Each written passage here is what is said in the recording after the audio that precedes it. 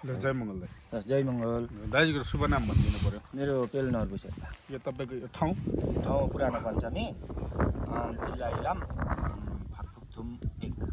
तपाईँ त अब शेर्पा त अलिक जाडो ठाउँमा बस्ने, यहाँ इलाममा कसरी चाहिँ गर्मीमा बसिराख्नु भएको छ भनेको यो पनि हिमालको सिधै हावा आउने ठाउँ रहेछ नि त। एकदम चिसो, धेरै जाडो। अनि यो तपाईँ बस्नु भएको चाहिँ ठ्याक्कै 5 थर इलामको बोर्डर रहेछ। हजुर, इलाम 5 थरको बोर्डर र 2टा गाउँपालिकाको पनि बोर्डर। फाक्थुम र फाल्गुनन्दाको बोर्डर। नमस्ते। नमस्ते। अनि यो फरफरेको लुङधर हजुर एउटा इलामपट्टि एउटा 5 थरपट्टि पऱ्यो भने त देखाइदिनु त यहाँबाट भाइ। यो चाहिँ इलामपट्टि पऱ्यो, यो 5 थरपट्टि पऱ्यो। फरफरेको तपाईँकै घर? यो मेरो घर हो। यता चाहिँ यो चाहिँ अमर नेम्बाङको। नेम्बाङहरूले पनि यहाँ त क्रान्ति गरेको रहेछ हौ, मलाई ठिक लाग्छ। अमर नेम्बाङले चाहिँ यो लामासामा पढाएर चाहिँ लुङदर लाउने काम पुरै गरे। अरूले पनि गर्छन् कि अरू लिम्बूहरूले पनि उहाँले मात्रै गर्छ? अहिले धेरैले गर्नु थालेको छ। खुसी लाग्यो। अनि तपाईँ त मङ्गलमा हुनुहुँदो रहेछ, मैले भर्खर थाहा भयो दाइ। कति सालदेखि कहिले बुझ्नु, कहिले सुन्नुभयो दाइ? मैले त यो अब 46-47 सालदेखि नै बुझेको। कहाँ हुँदा बुझ्नुभयो त? म तेह्रथुमको बसन्तपुरमा थिएँ त्यतिखेर होइन। अनि त्यहाँदेखि त्यहाँ महामानव डाक्टर गोपाल गुरुङलाई चाहिँ मैले त्यहाँ पाउन सफल भएँ। त्यहाँदेखि चाहिँ अब मैले मङ्गोल नेसनल अर्गनाइजेसन चाहिँ कस्तो सङ्गठन हो भनेको त्यहीँ भेटै भएको र केही कुराकानी भए पछाडि चाहिँ अब त्यस्तै हो। राजनीतिको उथाल पथाल भयो, त्यस पछाडि पनि अब हामीले यो सङ्गठनमा निरन्तर रूपमा दिनु पाइएन। त्यो भएपछि हामी बिस्तारै बढ्दै जाँदा अहिलेको अवस्थामा चाहिँ अब सङ्गठन पूर्व मेचीदेखि पश्चिम महाकालीसम्म नै अब मङ्गोल सङ्गठन चाहिँ अहिले बिम्जिएको अवस्था छ। अब यो अवस्थामा चाहिँ हाम्रो अनुहारको दाजुभाइले पनि अब चाहिँ बुझ्ने छ भन्ने मलाई लाग्छ र बुझोस् भन्ने पनि म शुभकामना दिन चाहन्छु।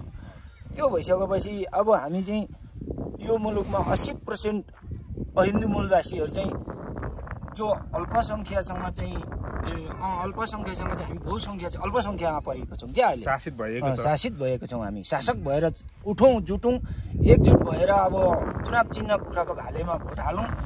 हाम्रो अब आउँदैछ फागुन 21 गतेको चुनाव, प्रतिनिधि सभाको चुनावमा हामी एकजुट भयौँ भने यहाँ मैले भन्दै आएको छु कि हामी कुनै लडाइँ झगडा कसै हतियार हाइहतियार उठाउनै पर्दैन। हामीले हाम्रो राजनीतिक चेतनालाई अगाडि बढाएर हामी चाहिँ अगाडि बढ्यौँ, एकजुट भयौँ भने चाहिँ सही ठाउँमा मत खसाल्ने र भोलिको दिनमा हामीले सही प्रतिनिधि चुनेर चाहिँ अगाडि बढ्यौँ भने यो देश समृद्धि हुनेछ। यो देशको 80% मूलवासी मङ्गोल मात्रै होइन, विश्वको मूलवासी मङ्गोल लगायत नेपाल चाहिँ एउटा समृद्धि विकासतर्फ बढ्नेछ।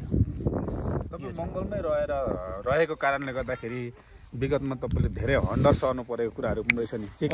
के भोग्नु? धेरै कुराहरू अब जस्तै अब जनयुद्ध भन्ने जस्ता भए, माओवादीको 62-63को जनयुद्धहरू भए होइन। यिनीहरूमा धेरै अब दुःख कष्टहरू त भयो, तर पनि हामीले अब आफ्नो सङ्गठनलाई निरन्तर दिइराख्यौँ र अहिलेको अवस्थासम्म आउँदाखेरि अहिले झापा मरङ सुनसरी अब उता पश्चिम जो रुकुम रोल्पातिर पनि अहिले चाहिँ अब मङ्गोल नेसनल अर्गनाइजेसन भनेको सङ्गठन के हो भन्ने कुरो मान्छेले बुझ्न थालिसकेको छ। सङ्कटकालमा तपाईँ मङ्गोल भएको कारणले गर्दाखेरि दुःख दिए अलिकति अब त्यस्तै हो।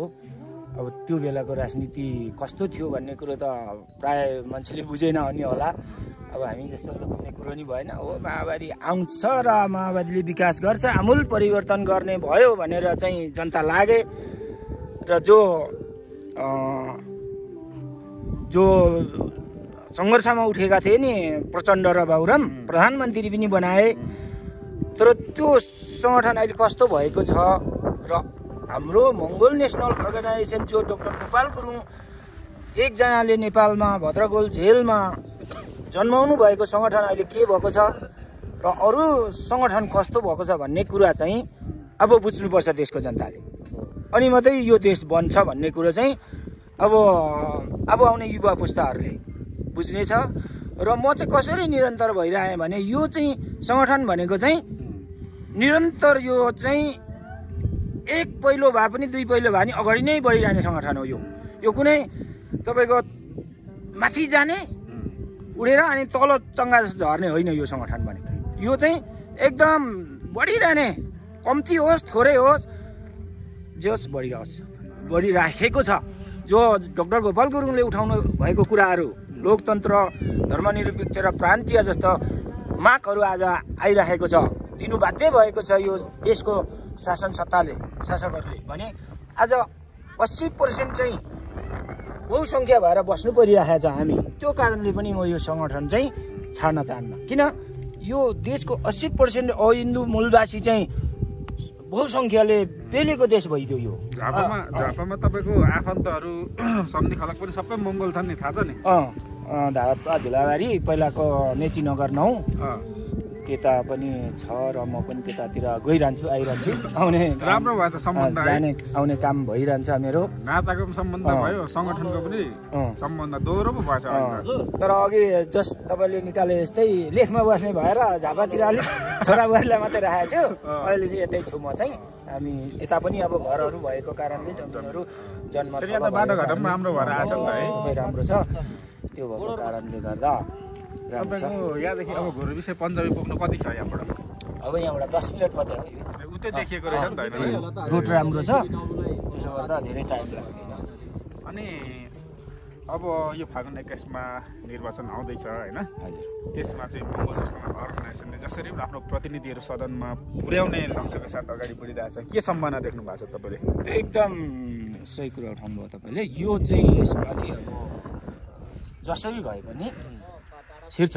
किनकि अब कुन ठाउँबाट छिर्छ भन्ने कुरा त्यो आफ्नो ठाउँमा छँदैछ तर पनि जे होस् मत बढेर जान्छ अहिलेको जो जेनजी आन्दोलनले पनि देखाइसक्यो यो देशको शासकहरू कसरी बसेको रहेछ त्यो कसरी चाहिँ पैसाहरू देशको चाहिँ ढिकुटीमा राखेको पैसाहरू घर घरमा राखेर यो विकास नहुने त्यो कारणले रहेछ भन्ने कुरा त जनताले थाहा पायो नि त जेनजी आन्दोलन चाहिँ भदौ 23 र 24 को आन्दोलनले पनि त यो देशको शासकहरू यो देशको नेताहरू चाहिँ कसरी बसेर रहेछ त सुन कसरी राखेर छ पैसा कसरी राखेर छ त्यो त यो बाटो घाटो कुलो नाला स्वास्थ्य शिक्षामा लागू गरेको भएदेखि त सबै कटाउँदै पैसा रहेछ होइन त्यो त अनि सबै त्यसरी चाहिँ नि यो त ब्याङ्कमा राखेर अचुक सम्पत्ति कमाएको राखेको विदेशमा कति राखेको छ अब यस्तो भएपछि देश कसरी सिद्धिन्छ त यहाँ चाहिँ नि कल कारखाना खोल्ने उद्योग धन्दा गर्ने